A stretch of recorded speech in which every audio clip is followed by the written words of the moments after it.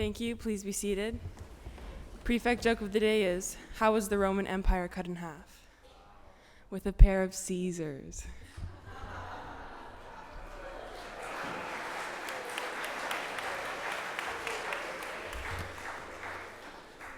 Good morning, everyone.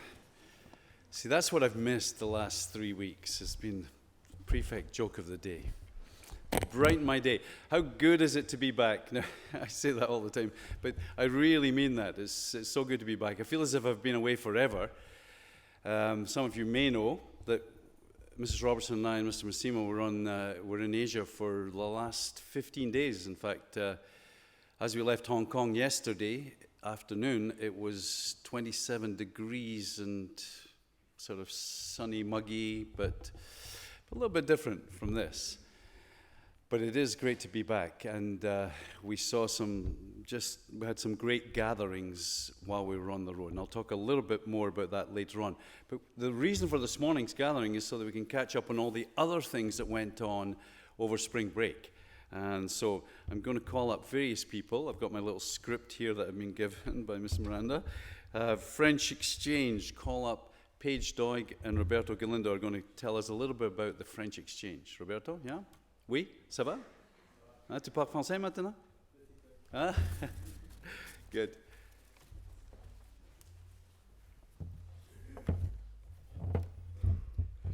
Good morning, everyone.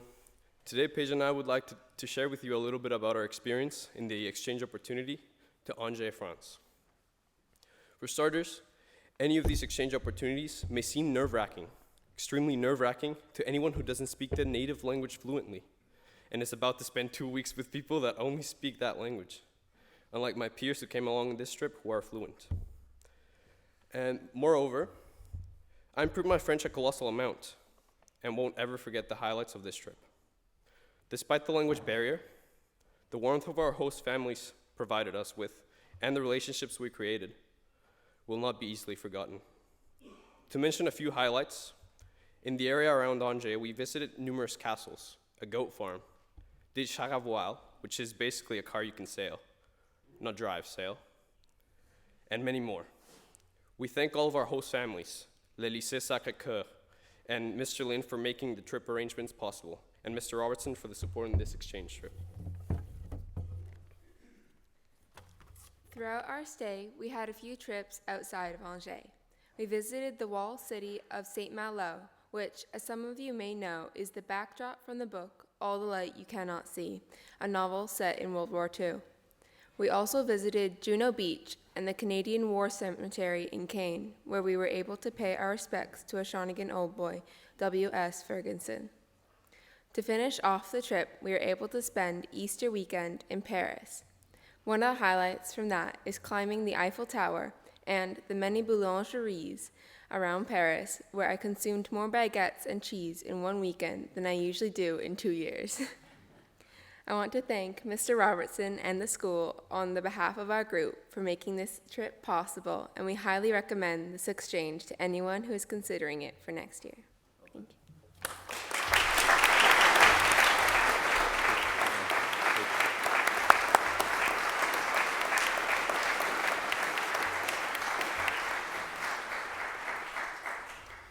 Well done. I like the sound of baguettes and croissants. How many people have read All the Light You Cannot See? Good. Good book. Should read.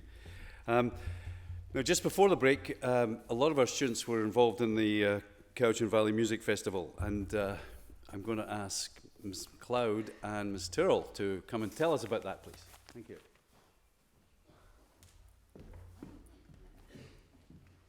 Good morning.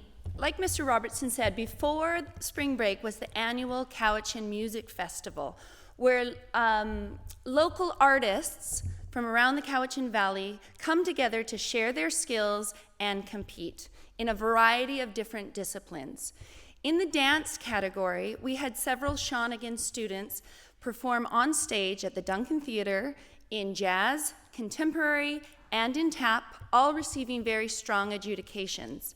A special mention to the tap dancers who won first place in their category. If I could please ask the following students to stand up. Barbara, Annika, Moira, Paige, Allie, and Caitlin.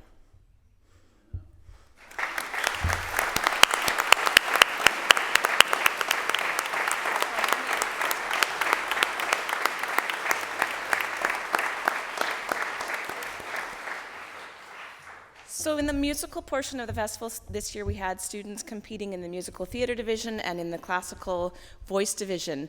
Again, some smatterings of seconds and thirds in and amongst the classes, and a special mention to Amelia, who was given a cash prize for her work at the festival. I'd also like the girls to stand, so that's Kylie, Amelia, Callie, Maya, Daniela, and Jerry. All please stand and receive our recognition.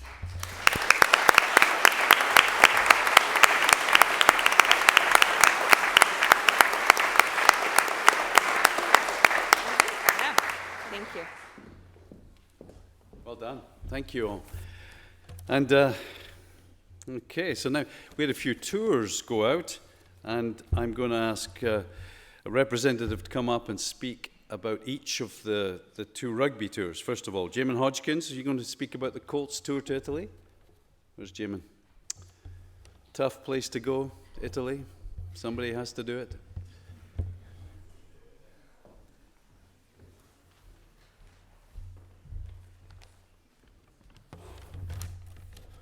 Over spring break, the Colts rugby team traveled to Italy to enjoy vigorous competition, cultural exploration, and divine dining. The team met at Lonsdale's on the 20th of March, staying the night preparing for an early 2 a.m. wake-up, no doubt leading to the loss of Kyle Billy's passport after the first flight, leaving him stranded in Toronto for an extra day. After 22 hours of traveling, we finally touched down in Milan at midday, exhausted but more excited than ever. Visiting Milan, Sirmione, Verona, Venice, and Colorno, we saw a 2,000-year-old gladiator arena, the Brera Art Gallery, the Milan Duomo, Juliet's balcony, Kyle Billy's Forgetfulness, and the ancient ruins of Grotto di Catuglia, a Roman senator's summer pad, to name a few of the cultural highlights. We were in awe of the architecture and scale of the Milan Duomo, and we were fortunate to be surrounded by so much history which tells so many stories. The emphasis at the start of the tour was on Italian culture, hotel mini-bar abuse, and off-field bonding, and so by the 6th day, we were ready and pumped to play Benetton Treviso, one of the top U16 teams in Italy. Despite falling behind early on, the guys came back to 29-28, but we ended up losing 41-28, which was admirable considering it was our first match together as a team and the first match ever for some of us. After a brief visit to Venice and a private tour of the canals and streets, we headed to Colorno and played in a 2-day tournament. The first day, we finished second in a round robin, losing to the eventual winners, Chippenham. On day 2, we finished 4th out of 12 teams and played some marvelous and determined rugger. We had tons of fun and long-lasting memories. Thanks to coaches, parents, players, and Mr. Robertson for their support. Hopefully this will drive us on towards a very successful season. Thank you.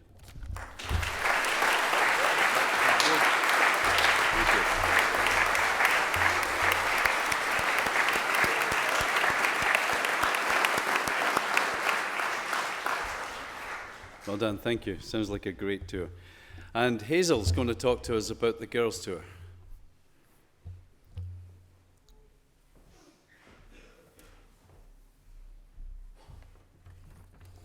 Good morning. Over spring break, the girls' first 15 had the opportunity to travel to England and Wales for their first rugby tour in 5 years. We started off our tour in Cardiff, the capital of Wales. After a long day of traveling, we met our first billet families. This is when we knew that this trip would be a once-in-a-lifetime experience. Getting to live with families and learning about a different lifestyle and culture firsthand enriched our overall experience in the UK. Bright and early the following morning, we stood in front of an auditorium full of Welsh immersion students and sang Calalan. Needless to say, there was more giggling than clapping when we finished. That night, we played the best U18 girls rugby team in Wales, the Harlequins. Unfortunately, we came short of winning in a very well-fought game. Next, we traveled west to Swansea, where we visited Carreg Cennen Castle, and later that day played Gowerton, who we beat 11 tries to 3. Early the next morning, we drove to Telford, stopping along the way to visit the Big Pit, a huge coal mine in Wales. We played 2 sevens games and a tens game that night. We thought BC got a lot of rain, but after seeing the fields in England, we all regretted not having metal studs. The amount of faceplants due to slipping was unbelievable. The following morning, we went to the Edge Adventure for archery and zipline, where Mrs. Atkins proceeded to win the biggest bruise of the trip on her arm from shooting her bow and arrow.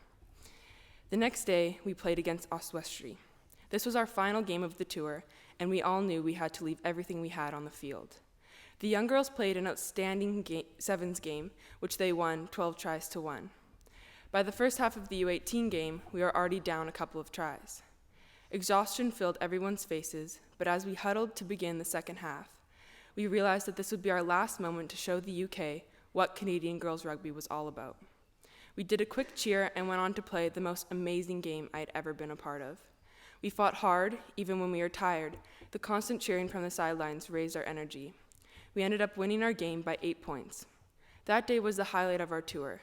It got us all excited to return home to the rest of our team. Our trip consisted of visiting the beautiful sights of the UK, playing challenging teams, and gaining the full English and Welsh experience by staying with families. On behalf of the girls' first 15, I would like to thank Mr. Robertson, Mr. and Mrs. Samuels, Miss Robb, Miss Russell, and Mrs. Atkins for making this memorable experience happen. Thank you.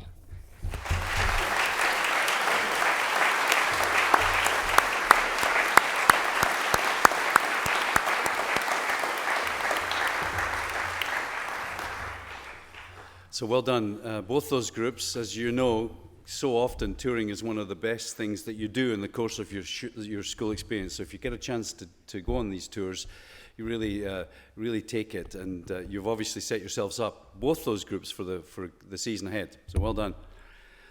While I'm on rugby, I've got a note here that says that Dean Mason and James McDonald joined the under-18 national men's rugby squad when they played a 3-test series versus Hong Kong, and they won 2-1. Congratulations to those two. Well done, you two.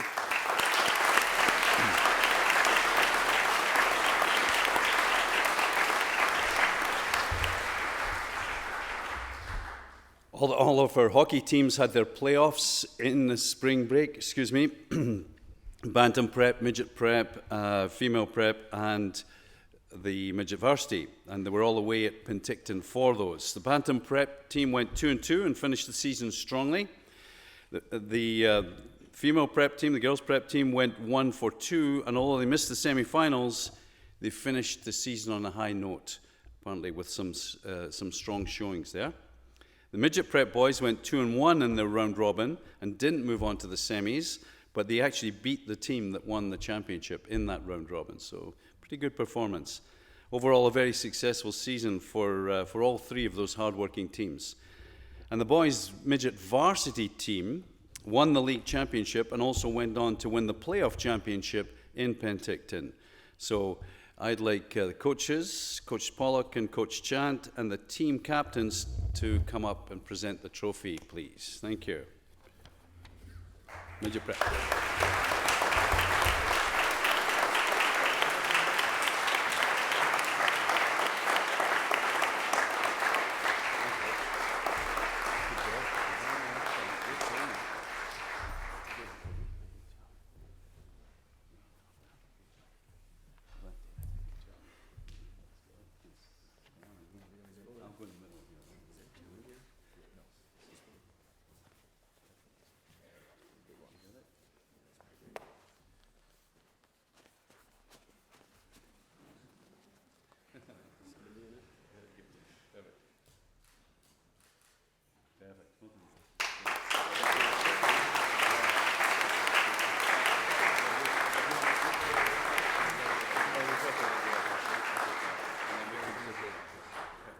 Thank you. Well done.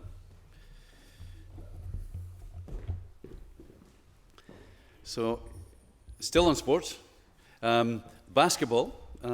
I've been asked to mention the fantastic season the senior boys basketball team had. In the recent provincial tournament, they played to a 3-1 record and finished 5th in the province.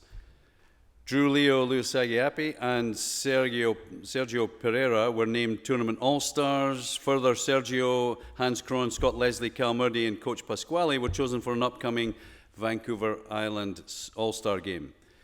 So Guy Saladamela Costa is going to present me with something, I think, as a memento of their success in the tournament. But senior boys basketball, well done. Thank you.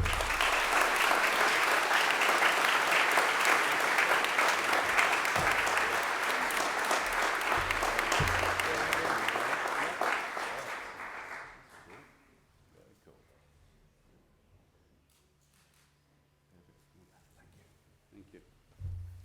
Nice. Thank you. So working from my script, Mr. Hidley, you don't have to actually come up and say anything unless you want to.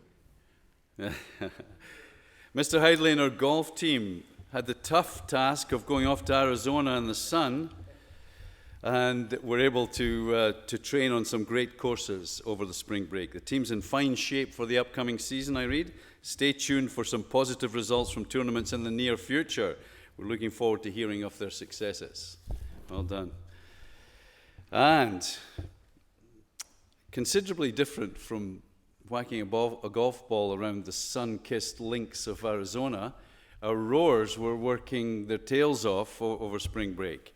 Many of the rowers stayed behind for training camp and busily preparing for the racing season. They were joined by crews, some of you are aware of that, from Ridley, from Brentwood, from Claremont Secondary School.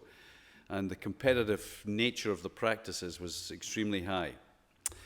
Mr. Matic tells me that many of the rowers had the chance to experience new boats, singles, pairs, and most of them even stayed dry in their efforts. All in all, the group put in about 130 kilometers of work during the week. 130 kilometers. Some additional highlights included a visit from Roger Jackson, 1964 Olympic gold medalist in the pair, with Shawnigan alumni George Hungerford. That was in the Olympic Games in Rome, I think. And trail races with the visiting crews. And another highlight was Ben Heck not realizing that the birthday cake with his name on it was indeed for him. Well done, Ben. And then they had the inspiration of rubbing shoulders with other former Olympic rowers who happened to be in the area. These included Julie Platt, 92-96 Olympics, Greg Stevenson, 92-96 Olympics, Megan Montgomery, 08, 012, 016 Olympics, Mark Platt, 96 Olympics, Justin Nakatsuka, 96 World Champs, Larissa Biesenthal, 96 and 2000 Olympics, and Michael Braithwaite, 2012 Olympics. It was a great week of training, and the crews are ready to go for the spring racing season, with dueling over a grand this weekend, Maple Bay next weekend, and Brentwood April 27, 28, 29. The Shawnigan Regatta, all to note, May 11, 12, and 13th. Looking forward to celebrating our rowers over the course of this competitive season. So let's give our rowers a round of applause for all the hard work.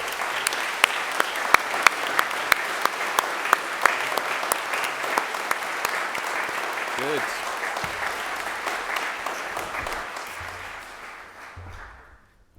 Couple of welcomes and introductions. We have two exchange students from Canberra. You know, we have an exchange program with Canberra Grammar School in Australia.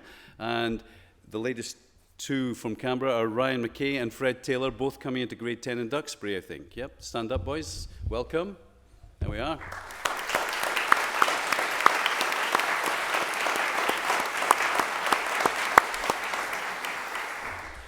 And joining us this term, because the school year's just finished in New Zealand, from Wellington is Josh Bowden, and he is a GAP student. Josh, where are you? There he is back there. Welcome.